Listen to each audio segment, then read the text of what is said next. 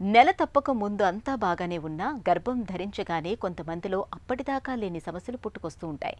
గర్భిణీ దశలో రక్తపోటు పెరగడం అలాంటిదే.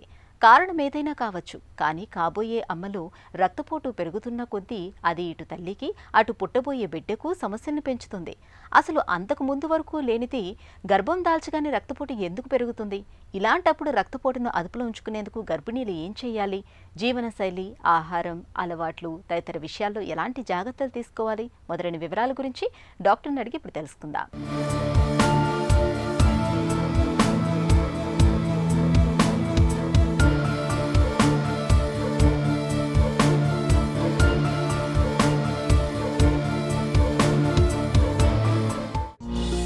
గర్భిణీ దశలో అధిక రక్తపోటు సమస్య తీవ్రత మన దగ్గర ఎలా ఉంది? గర్భిణీ దశలో అండి ఈ మధ్య కాలంలో కొంచెము రక్తపోటు అన్నది ఎక్కువైంది. ఎందుకు ఎక్కువైంది అన్నదానికి కారణాలు ఏంటంటే, ఫస్ట్ ఊబకాయం ఒకటి. పీసీఓడి అన్న సమస్య ఆల్మోస్ట్ 5గురిలో ఒకరిని బాధిస్తూ ఉంది. సో పీసీఓడి వల్ల ఊబకాయం రావడం. ఊబకాయంలో ఏంటి అంటే మన బాడీలో ఇన్ఫ్లమేటరీ రెస్పాన్స్ అనేది ఉంటుంది. సో ఆ ఇన్ఫ్లమేటరీ రెస్పాన్స్ ఎప్పుడైతే ప్రెగ్నెన్సీతో కలుస్తుందో సో మనకి షుగర్ కానీ బీపీ కానీ ఇట్లా వచ్చే అవకాశాలు ఎక్కువగా ఉంటాయన్నమాట. అంతేకాకుండా థైరాయిడ్ తీవ్రత కూడా ఎక్కువ అవుతుంది. థైరాయిడ్ వల్ల కూడా మనకు కొన్నిసార్లు రక్తపోటు రావడం అన్నది జరుగుతుంది. రక్తహీనత వల్ల కూడా రక్తపోటు రావడం అన్నది జరుగుతుంది. ఇంకోటి ఇన్ఫర్టిలిటీ ఎక్కువ అవ్వడం వల్ల మనకి ట్విన్ ప్రెగ్నెన్సీస్, ట్రిప్లెట్ ప్రెగ్నెన్సీస్ ఎక్కువ అవుతున్నాయి. సో ఈ కవలలు, ట్రిప్లెట్స్, ఈ ప్రెగ్నెన్సీస్ వల్ల కూడా మనకి రక్తహీనత, బీపీ, షుగర్ అన్న కాంప్లికేషన్స్ ఈ మధ్యకాలంలో డెఫినెట్గా ఎక్కువగానే మనం చూస్తూ ఉన్నాం. గర్భంతో ఉన్నప్పుడు రక్తపోటు పెరగడానికి వెనుక కారణాలేంటి? ఫస్ట్ గర్భంతో ఉన్నప్పుడు మాత్రమే రక్తపోటు ఎందుకు వస్తుంది, అయిపోయాక మళ్ళీ అదే రక్తపోటు ఎలా తగ్గిపోతుంది, లేకపోతే కొందరికి 50% వాళ్ళకి అదే బీపీగా ఎలా మారుతుంది? దీనికి కారణం ఏంటి అంటే, మనకి పిండం యొక్క మెటీరియల్ గర్భసంచి గోడల్లోకి చొచ్చుకుంటూ పోవాలి. దేనితోని? ప్లెసెంటాతోని. ప్లెసెంటా అంటే మాయ. ఈ మాయ టిష్యూస్ మన గర్భసంచి లోపలికి కరెక్ట్గా ఇన్వేజన్ అవుతేనే రక్త సరఫరా అన్నది పిండానికి బాగుంటుంది. ఒకవేళ దాని రూట్స్ కనుక సరిగ్గా లోపలికి వెళ్ళలేదు గర్భసంచి గోడల లోపలికి అంటే అక్కడ కొంచెం రెసిస్టెన్స్ అన్నది డెవలప్ అవుతుంది. ఈ రెసిస్టెన్స్ అన్నది డెవలప్ అయినప్పుడు బేబీకి బ్లడ్ సప్లై సరిగ్గా వెళ్ళదు, అలా కూడా మనకి ప్లెసెంటా ఫంక్షన్ కూడా సరిగ్గా అవ్వదు అనమాట. ఈ రెసిస్టెన్స్ వల్ల మనకి మదర్ బాడీలో కొంచెం బీపీ అనేది డెవలప్ అవుతుంది.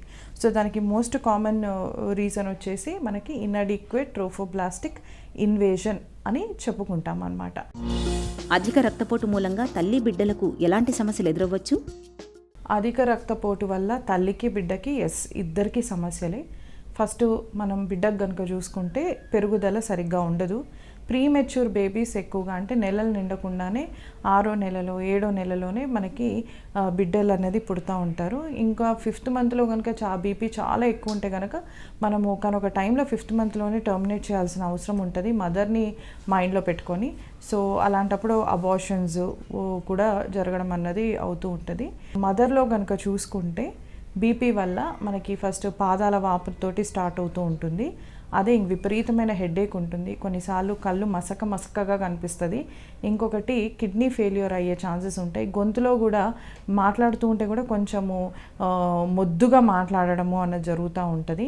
కొన్నిసార్లు రక్త కణాలన్నీ మనకి పడిపోతాయి, బ్లడ్ సెల్స్ అన్నీ విరిగిపోతాయి, LDH అన్న హార్మోన్ ఎక్కువ అయిపోతుంది, యూరిన్ అవుట్పుట్ అన్న తగ్గిపోతుంది, కిడ్నీ ఫెయిల్యూర్ అవుతుంది. సో DIC అన్న ఒక కండిషన్ లోపలికి వెళ్తుంది అనమాట మదర్, మనం అక్కడ DIC నుంచి మదర్ని వెనక్కి తీసుకురావడం చాలా కష్టంగా ఉంటుంది.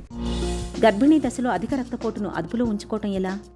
ఇంతకుముందు ప్రెగ్నెన్సీలో బీపీ వచ్చిందా, లేకపోతే ఫ్యామిలీ హిస్టరీ ఆఫ్ బీపీ ఉందా, థైరాయిడ్ ఉందా, లేకపోతే ఊబకాయం ఉందా, పీసీఓడి ఉందా, ట్విన్ ప్రెగ్నెన్సీస్ ఉన్నాయా, రక్తహీనత ఉందా, ఇవన్నీ మనం చూసుకొని ముందు నుంచే ఈకోస్ప్రిన్ అన్న టాబ్లెట్ మనం కనుక పెట్టుకుంటే మనకది ఇన్అడిక్వేట్ ట్రోఫోబ్లాస్టిక్ ఇన్వేజన్ దాన్ని నివారిస్తుంది అనమాట.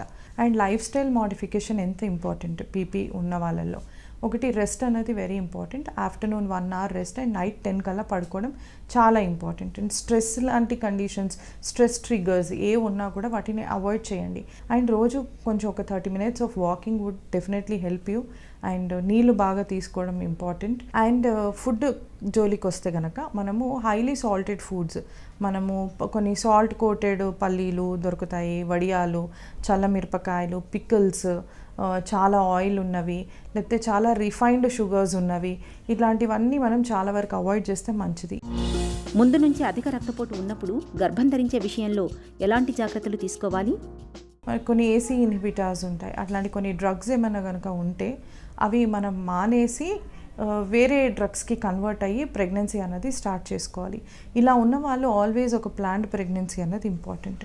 మీరు వెయిట్ ఏమైనా ఎక్కువ ఉన్నా, హార్ట్ ఇష్యూ, కిడ్నీ ఇష్యూ, లేకపోతే మీకు బ్లడ్లో కొన్ని clotting factor disorders, auto immune issues, ఇట్లాంటివి ఎటువంటివి ఉన్నా కూడా మీరు వాటిని సెట్ చేసుకొని ఒక నార్మల్ వెయిట్ వచ్చాక మీరు ప్రెగ్నెన్సీ ఒక 3 months ముందు నుంచి ఫోలిక్ యాసిడ్ వాడుతూ మీరు ప్రెగ్నెన్సీ అన్నది ప్లాన్డ్గా చేసుకుంటే ఫైనాన్షియల్గా, మెంటల్గా, ఫిజికల్గా అన్ని రకాలుగా ఒక సపోర్ట్ సిస్టమ్తో మీరు ప్రెగ్నెన్సీ అన్నది ప్లాన్ చేసుకోవాలి.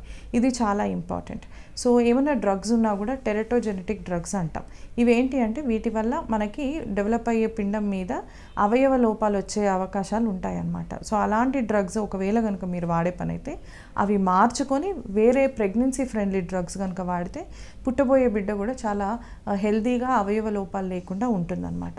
సో ముందు నుంచే plan pregnancy is very important. గర్భిణీ దశలో రక్తపోటు అదుపు తప్పడం అనేది ఇటు తల్లికి అటు పుట్టబోయే బిడ్డకు ఎంత మాత్రం మంచిది కాదు.